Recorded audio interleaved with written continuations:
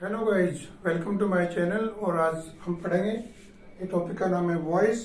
और वॉइस में जो हमने सेंटेंस लिए हैं वो सेंटेंस कौन से हैं? ये सेंटेंस है नेगेटिव सेंटेंसेस, जिसे आप हिंदी में क्या कहेंगे? नकारात्मक वाक्य। ये वाक्य कौन से होते हैं? ये वाक्य वो होते हैं कि जिसके अंदर आपको एन ओ टी नॉट शब्द लिखा हुआ मिले। N O T not, not का मतलब होता है नहीं। तो हमने आपके सामने कुछ एग्जाम्पल्स लिए हैं और इन सभी एग्जाम्पल्स में आप देख रहे हैं यहाँ लिखा है टू नॉट, ये नॉट है, यहाँ भी नॉट है, ये भी नॉट है, ये भी नॉट है। इस प्रकार से प्रत्येक वाक्य के अंदर नॉट लिखा हुआ है। और जहाँ नॉट लिखा है इसका मतलब ये वाक्य सारे नेगेटिव सेंटेंस हैं, जिसकी हम पहले टेंस वाले वाक्य या वीडियोज में हमने विस्तार से बता रखा है। अब प्रश्न यह ये उठता है कि इनको एक्टिव से पेसिव में बदलते कैसे हैं। तो आपको याद है बच्चों, हमने आपको वीडियो दिया इसके पहले जिसमें हमने बताया कि जो साधारण वाक्य होते हैं, साधारण वाक्यों को किस प्रकार से आप एक्टिव से पेसिव में बदलते हैं, वे के वे नियम यहाँ पर अप्लाई हो रहे हैं। केवल दो परिस्थिति ऐसी है जहां पर आपको समस्या आ सकती है, तो उसका मैं समाधान दे रहा हूँ। वो समाधान क्या है कि जब भी वाक्य नोट में आते हैं तो हमें हेल्पिंग वर्ब की आवश्यकता होती है। यहाँ देखिए आप डू नॉट है और यहाँ डिड नॉट है। यहाँ आप देखिए हैव है, इज है, वर है, विल है, एम है, हेड है, मस्ट है, कैन है। ये हेल्पिंग वर्ब आ रही है। लेकिन केवल दो वाक्य हमारे पास में ऐसे हैं, एक तो जो डू नॉट वाले हैं और दूसरे हैं डज नॉट। ये तो दोनों एक ही कैटेगरी में आ गई, डू नॉट और डज नॉट। तो और एक होता है तीसरा या दूसरा, मान लीजिए कहता है डिड नॉट।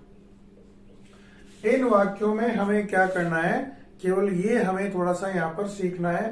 तो मैं बता दूं कि जिन वाक्यों में डू नॉट या डज नॉट आते हैं तो इन वाक्यों को बदलते समय हम इज एम आर के बाद नॉट लिखेंगे। Is am are plus not लगाएंगे, बाकी वाक्य वैसा का वैसा रहेगा जो साधारण वाक्य में हमने आपको बदलना सिखाया है। ऐसे ही यदि वाक्य में डिड नॉट आए तो डिड नॉट वाले वाक्य को एक्टिव से में पैसिव में बदलना है, तो आप क्या करेंगे? तो उसके लिए आसान तरीका है कि डिड नॉट की जगह आपको लिखना है या तो वाज नॉट आएगा या आएगा वर नॉट। इन दोनों से एक सब्जेक्ट के अकॉर्डिंग यदि एक वचन है तो आप लिखेंगे वाज नॉट, और यदि बहुवचन है तो क्या लिखेंगे आप? Were not. ये दो ही चीज यहाँ बताने वाली है, मैंने आपको बता दी है। और कुछ एग्जाम्पल सॉल्व करने जा रहे हैं जिनसे आपको सारे डाउट दूर हो जाएंगे। शुरू करते हैं। और वीडियो शुरू करें उससे पहले यदि आपने चैनल को सब्सक्राइब नहीं किया प्लीज सब्सक्राइब करें और देखें आज का वीडियो। पहला वाक्य लिखा है you do not hate me. तो हमने आपको उसमें बताए थे साधारण वाक्यों में कि सबसे पहले आप तीन चीजों को पहचानिए। तीन चीज कौन कौन सी है?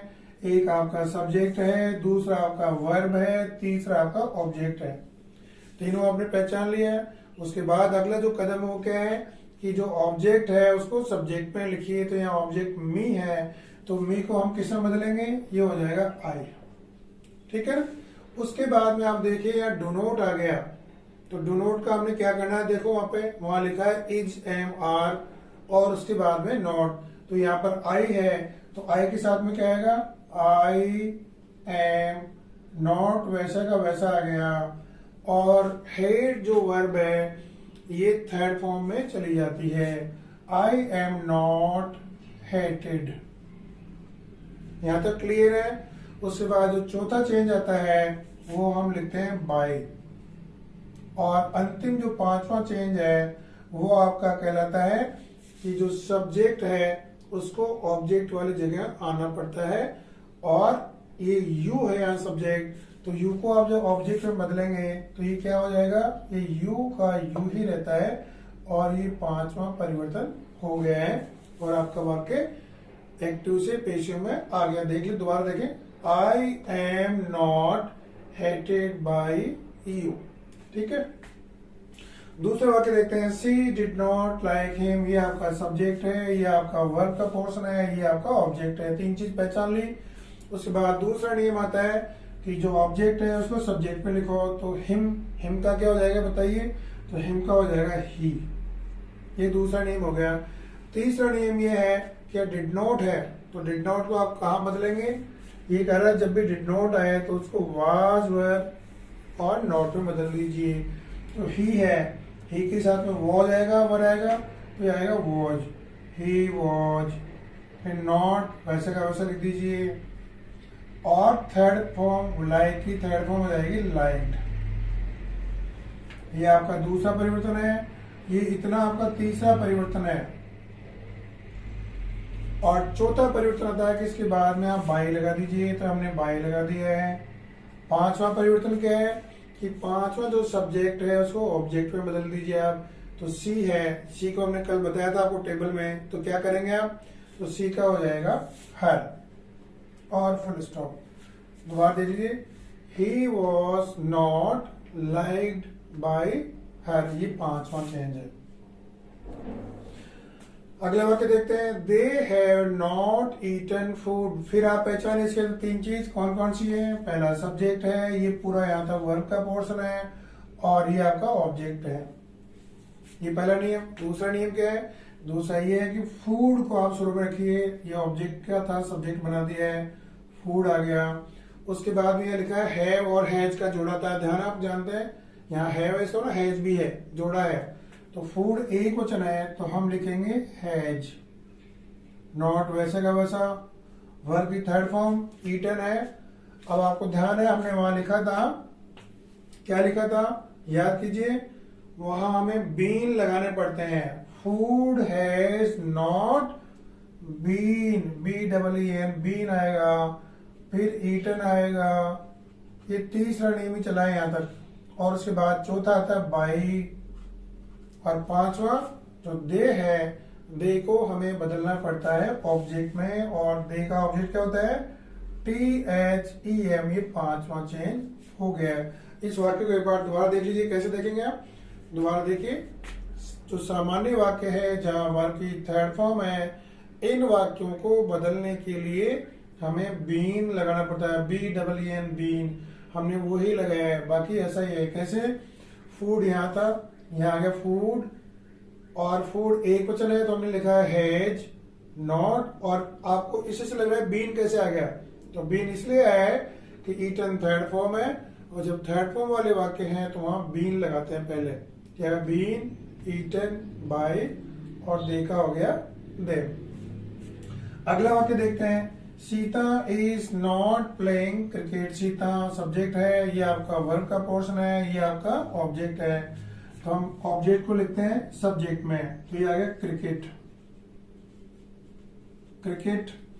अब यहाँ इज MR लिखा हुआ पहले से ही, तो क्रिकेट के साथ में इज ही आएगा कि क्रिकेट एक क्वेश्चन है, is.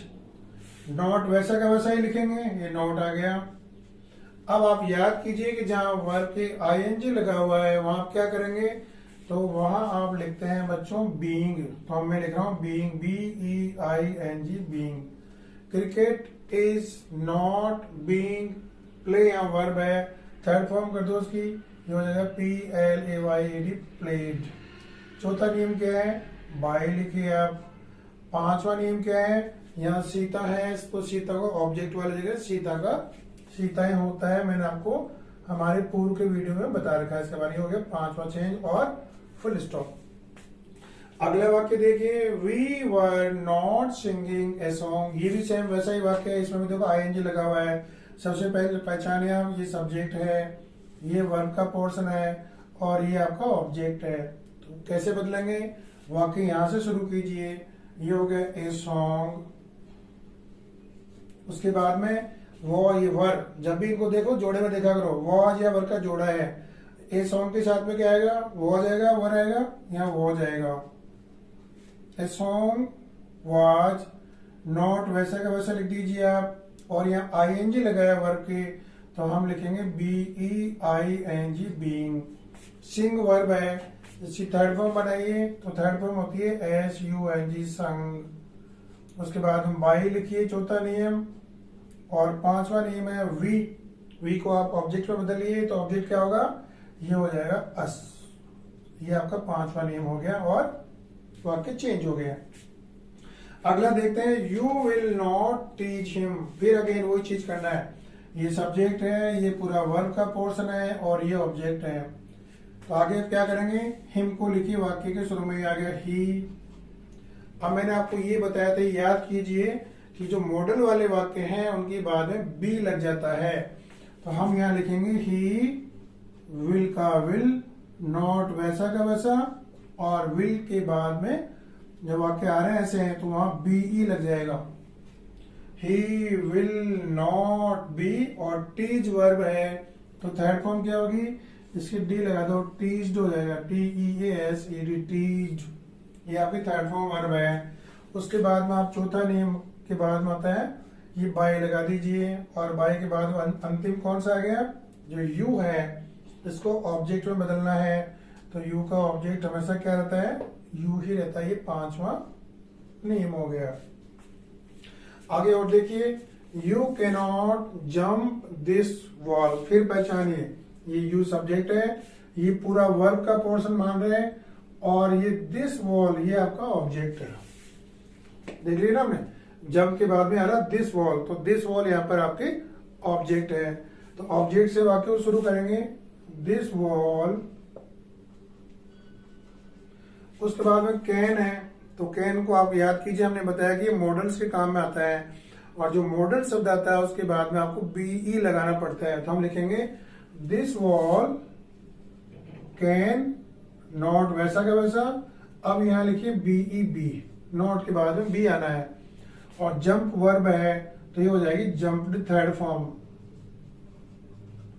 This wall cannot be jumped, फिर आप बाई लिखिए वर्ब के बाद में, और फिर यू है तो यू को आप ऑब्जेक्ट वाली जगह लाइए। चौथा परिवर्तन है, और ये आपका पांचवा है। इस प्रकार से वाक्य पेशिव में कन्वर्ट हो गए हैं। एक और वाक्य देखिए, सी सब्जेक्ट है, मस्ट नॉट पनिश आपका वर्ब का पोर्शन है, ये आपका यू ऑब्जेक्ट है। वाक्य कहां से शुरू करेंगे बच्चों, तो शुरू कीजिए यू से, यू हो गया। फिर अगला नियम क्या लगता है कि जो मस्ट है, मस्ट आपके मॉडल्स हैं, और मॉडल्स के बाद में क्या लगता है, याद कीजिए, मॉडल्स के बाद में हमेशा बीई बी लगाते हैं। तो हम लिखेंगे, ऐसा लिखने के बाद में यू मस्ट नॉट और बी, ये बी लिख दिया। बी क्यों लिखा आपने, बी इसलिए लिखा है क्योंकि जो मॉडल वाले वाक्य हैं जिनमें मॉडल शब्द है उनकी बाद में हमें बीई लगाना पड़ता है। और उसके बाद में वर्ब की थर्ड फॉर्म कर दो, बी के बाद पनिश का हो जाएगा पनिश्ड। वर्ब के बाद क्या लिखेंगे आप, ये बाय लिखेंगे। बाय के बाद क्या लिखेंगे, जो सब्जेक्ट है ये ऑब्जेक्ट में जाएगा, तो सी का ऑब्जेक्ट क्या बनेगा, सी का ऑब्जेक्ट बनेगा हर। तो वाक्य हो गया, you must not be punished by her. एक और वाक्य देखिए, they had not done the work. पहचानिए, दे आपका सब्जेक्ट, ये आपका वर्क का पोर्शन, और द वर्क आपका ऑब्जेक्ट है। आप साथ साथ ये भी देखिए, डन वर्क की थर्ड फॉर्म है।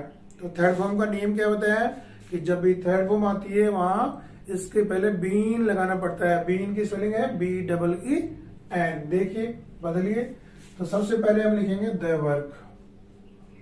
द वर्क हैड वैसे के वैसे है, नॉट इसके साथ में वैसा का वैसा है, और डन के पहले आप क्या लगाएंगे, अभी मैंने बताया आपको, ये है बीन, और DONE डन।